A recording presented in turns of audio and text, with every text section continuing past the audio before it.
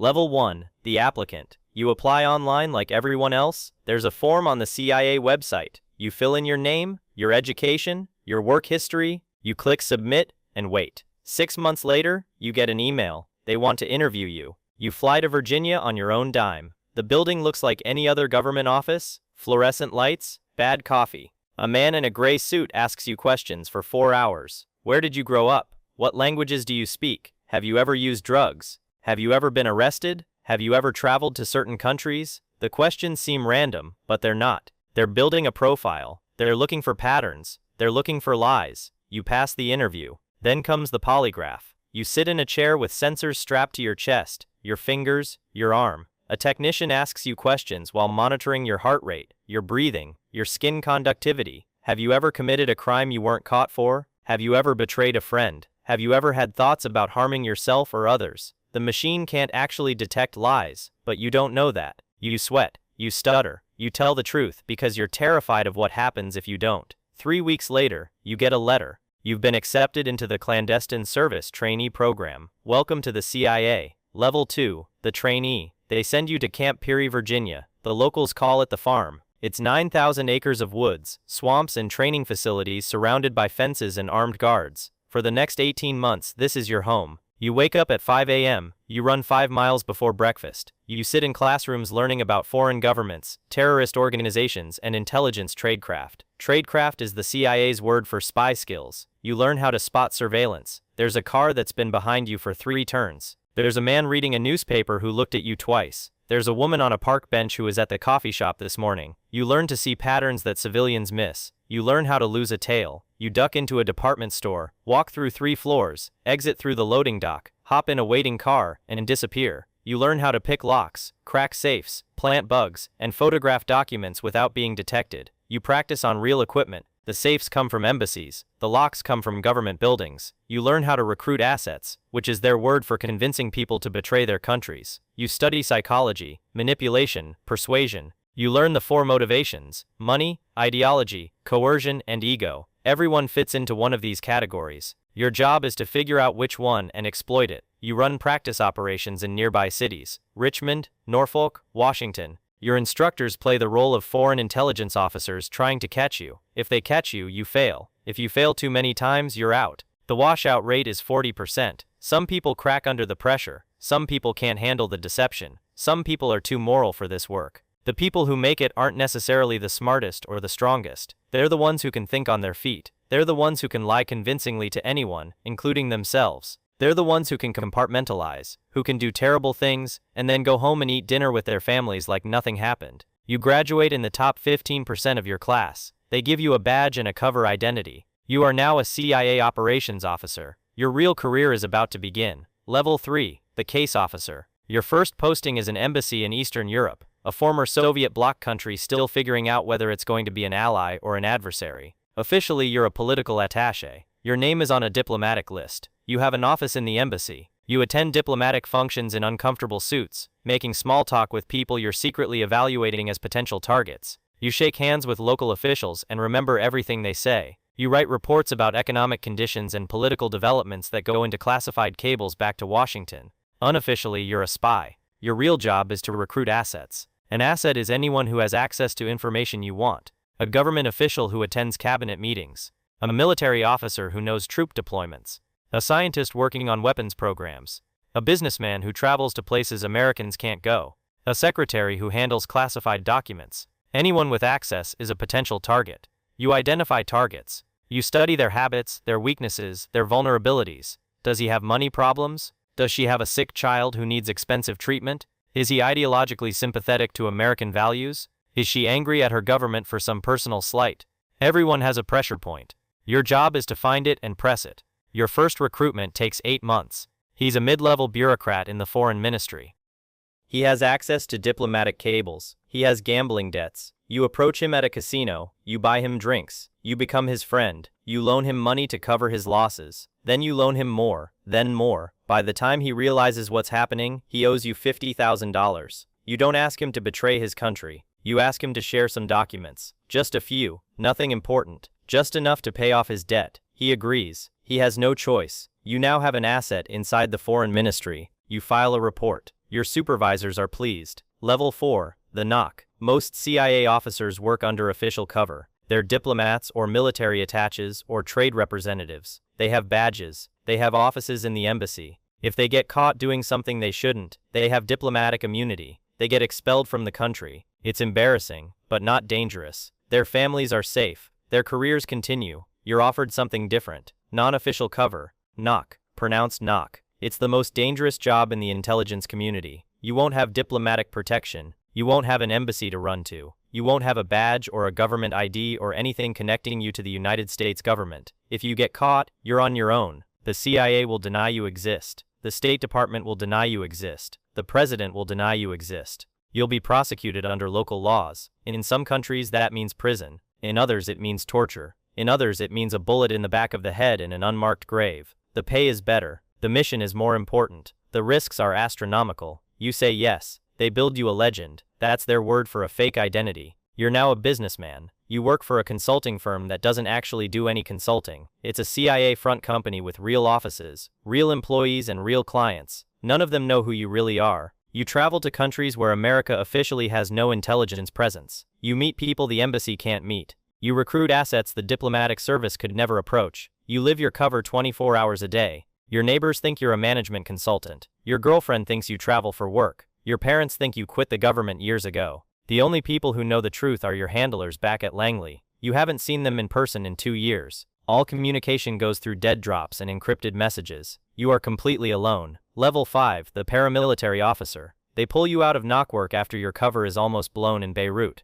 A local intelligence service got suspicious. They started following you. They photographed you meeting with an asset. You spotted the surveillance and aborted, but it was close. Too close. You're not burned, but you're compromised. You can never go back to that region. They offer you a new path. The Special Activities Division. Sad. This is the CIA's paramilitary arm. These aren't spies who occasionally carry guns. These are soldiers who occasionally gather intelligence. The most elite unit within SAD is the Special Operations Group, or SOG. These are the people who go where the military can't go. They do the jobs that are too sensitive, too deniable, too illegal for official armed forces. You go through another round of training. This time it's not lockpicking and surveillance detection. It's 6 months of the most intense military training on the planet. Small unit tactics, close quarters combat, explosives and demolitions, advanced weapons training with every firearm made in the last 50 years, high-altitude parachute operations, combat diving, survival, evasion, resistance, and escape. Most of your instructors are former Delta Force or SEAL Team 6, the best of the best, now working for the agency. They don't care about your recruitment skills. They care about whether you can kick down a door and clear a room without getting your team killed.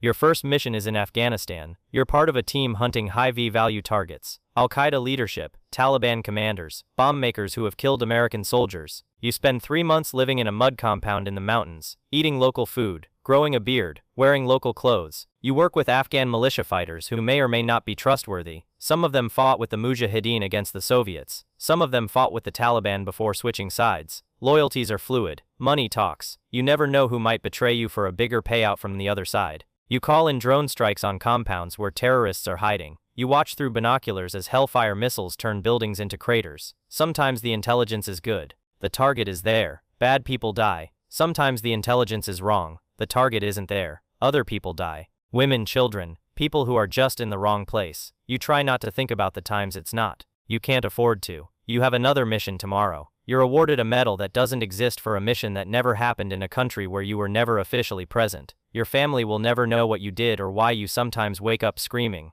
Level 6. The team leader. After 5 years in SAD, you're promoted to team leader. You run your own unit now. 8 operators, 4 paramilitary officers like yourself, career CIA, 4 contractors who used to be Special Operations Forces. They make 3 times your salary, but you make the decisions. You're responsible for the mission. You're responsible for their lives. Your team is deployed to Libya during the civil war. Gaddafi is falling. The country is chaos. Militias are fighting each other in the streets. Weapons depots are being looted. Your mission is to locate and secure chemical weapons before they fall into the wrong hands. The wrong hands could be Al-Qaeda, could be ISIS, could be any of a dozen groups that would love to have mustard gas or sarin. You spend 6 weeks in Tripoli while the city burns around you. You operate at night. You sleep during the day, 2 hours at a time in safe houses that change every 48 hours. You bribe militia commanders for information. You interrogate prisoners captured by friendly forces. You pay informants who might be lying, might be setting you up. might be working for the other side. You raid weapons depots in the middle of the night, kicking in doors, never knowing if you'll find empty rooms or armed guards. You find 3 caches of mustard gas that the official reports said didn't exist, 15 tons of chemical weapons that could have killed hundreds of thousands of people. You destroy them in place because there's no safe way to transport them. You rig explosives and incinerate everything. On your last night in country, your convoy is ambushed. One of your men is killed. 2 are wounded. You carry one of them half a mile to the extraction point while bullets snap past your head. The helicopter arrives. You get out. The mission is classified as a success. You write letters to the families of the dead and wounded. The letters are lies. You can't tell them what really happened. You can't tell anyone. Level 7, the station chief. You've been in the field for 15 years. Your body is breaking down. Old injuries that never healed, right? A shoulder that dislocates if you move it wrong from that fall in Afghanistan. Knees that ache every morning from too many parachute landings. Ringing in your ears that never goes away from too many explosions. You're 42 years old and you feel 60. The doctors tell you that you can't do field work anymore. Too many concussions, too much damage. They offer you a desk job, but not just any desk job. Chief of Station COS. You're now the senior CIA officer in an entire country. This is one of the most powerful positions in the intelligence community. Every operation, every asset, every piece of intelligence flows through you. You manage 40 officers, case officers, reports officers, technical specialists, security personnel. You manage hundreds of local assets, agents who report to your officers, informants who provide tips, access agents who can get into places you can't. You meet with the ambassador every morning to coordinate with the diplomatic mission. You meet with local intelligence services to maintain liaison relationships. Some of them are allies. Some of them are adversaries, pretending to be allies. Some of them are assets you recruited years ago who are now running their own services. The politics are exhausting. Washington wants results. The embassy wants to avoid incidents. The local government wants to know why Americans keep showing up in places they shouldn't be. You balance all of it. You approve operations that could start international incidents if they go wrong. You kill operations that could produce valuable intelligence but carry too much risk. Every decision is a gamble. Every success is classified. Every failure ends up on the front page of the New York Times. You sleep 4 hours a night. You haven't taken a vacation in 3 years. Your marriage ended during your second tour in the Middle East. Your kids are grown now. They don't really know you. They know the cover story. They know the person you pretend to be. Level 8, the Black Site Commander. They need someone to run a facility that doesn't exist. A black site. It's in a country that will deny it's there. The host government has been paid off. The local security services provide perimeter protection and ask no questions. The facility itself is unremarkable. A warehouse, a former factory, an abandoned military base. Inside there are cells. There are interrogation rooms. There are medical facilities to keep the prisoners alive. The prisoners are high value detainees, terrorist leaders, bomb makers, financiers, couriers who know where the networks operate. They were captured in raids across a dozen countries. They were never formally arrested. They never appeared before a judge. They have no lawyers. They have no rights. They have no official existence. As far as the world knows, they vanished. Your job is to extract intelligence from them. The techniques you use are classified. Enhanced interrogation, that's the official term. Sleep deprivation, stress positions, temperature manipulation,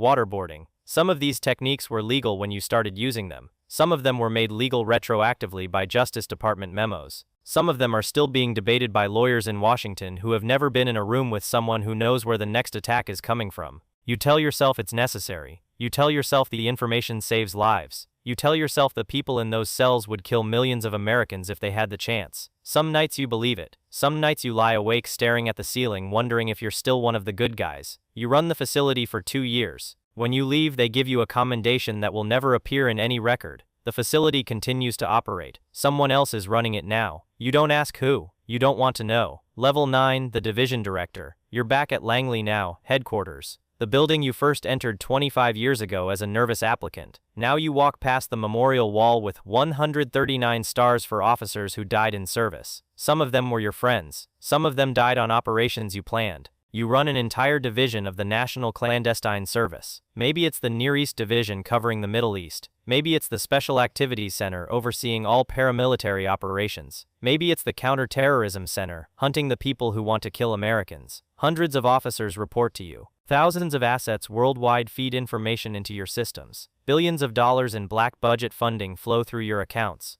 Money that doesn't appear in any congressional report. Money that officially doesn't exist. You brief the president on covert operations. You sit in the Situation Room at the table with the Secretary of Defense and the National Security Advisor while decisions are made that will never be acknowledged. You recommend targets for drone strikes. You authorize operations in countries where we're not officially operating. Syria, Iran, Pakistan, countries that are technically allies, countries that are technically enemies, countries where the line between the two changes week to week. You sign off on activities that would be war crimes if anyone ever found out about them. You testify before congressional intelligence committees, but the real briefings happen in closed sessions with no transcripts. The senators ask questions. You give answers that are technically true but carefully incomplete. Everyone in the room knows the game. They don't want to know the details. They want plausible deniability. You give it to them. The operations continue. The bodies pile up in countries most Americans couldn't find on a map.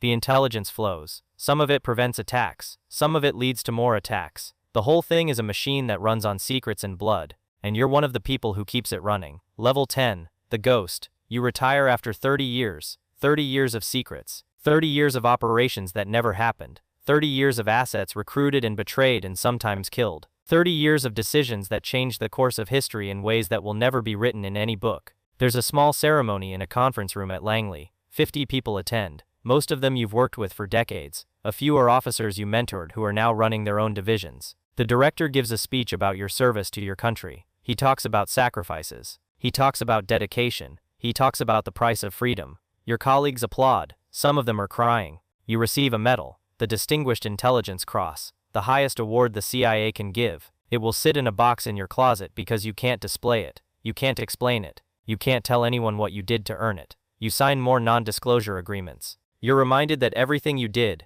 everything you saw, everything you know is classified for the rest of your life. You move to a house in Virginia, far from the city. You don't have many friends. The people you worked with are scattered around the world or dead.